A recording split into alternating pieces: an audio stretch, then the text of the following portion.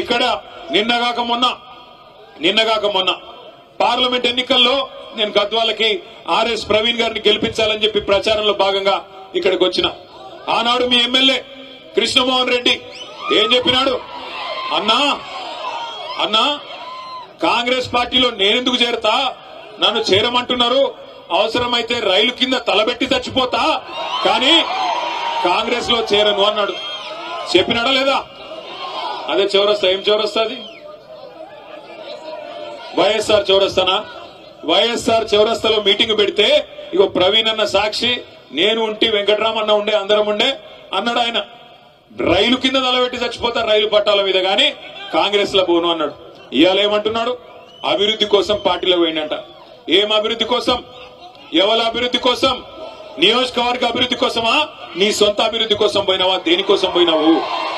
ఏం అభివృద్ధి జరిగింది 22 నెలలలో? గద్వాల తాలూకాలో ₹1 కొత్తగా మంజూరైందా కాంగ్రెస్ ప్రభుత్వం వచ్చినాక? నేను అడుగుతా ఉన్నా. 6 గ్యారంటీలు అన్నారు, అరచేతిలో స్వర్గం చూపెట్టినారు, ఎన్నెన్ని మాటలు చెప్పినారు. రైతు బంధు కేసీఆర్ గారు 10,000 ఇస్తున్నాడు. మా కాంగ్రెస్ ప్రభుత్వం రాగానే ఎంత ఇస్తా అన్నాడు? 15,000 ఇస్తా అన్నాడు. వచ్చినాయా 15,000? వచ్చినాయా రాలేదా? గట్టిగా చెప్పాలా? వచ్చినాయా? మరి అందుకోసం మారిండా ఎమ్మెల్యే పార్టీ? మన కేసీఆర్ గారు 2,000 పెన్షన్ ఇస్తుంటే 2,000 ఏముంది, నేను 4,000 ఇస్తా అన్నాడు. వచ్చినాయా 4,000 పెన్షన్లు? వచ్చినాయా? మరి అందుకోసం మారిండా? దేనికి మారిండు? కేసీఆర్ గారు ఆడపిల్ల పెళ్లి చేసుకుంటుంటే షాదీ ముబారక్ కళ్యాణ్ లక్ష్మి పేరు మీద ₹1,00,000 ఇస్తే ఆయన ఇచ్చే లక్ష ఏంది, నేను తులం బంగారం ఇస్తా మీదికెళ్ళి అన్నాడు. వచ్చిందా తులం బంగారం? వచ్చిందా రాలేదా? మరి దానికోసం మారిండా? తులం బంగారం కోసం.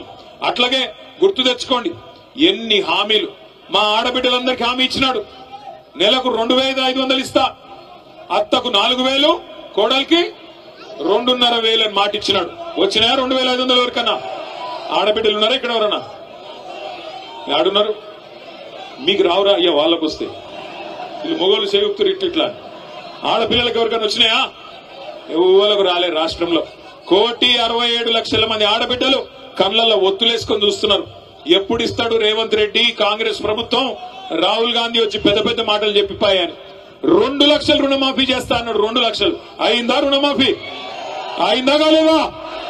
గట్టిగా చెప్పాలి, వినబడతలేదు. అయిందా కాలేదా? మరి అందుకు పోయిందా? ఎందుకు పోయిండు మీ ఎమ్మెల్యే కాంగ్రెస్ పార్టీలకి? ఇంకా సిగ్గులేని విషయం ఏంటంటే, ఇంకా సిగ్గులేని విషయం పోయిండు.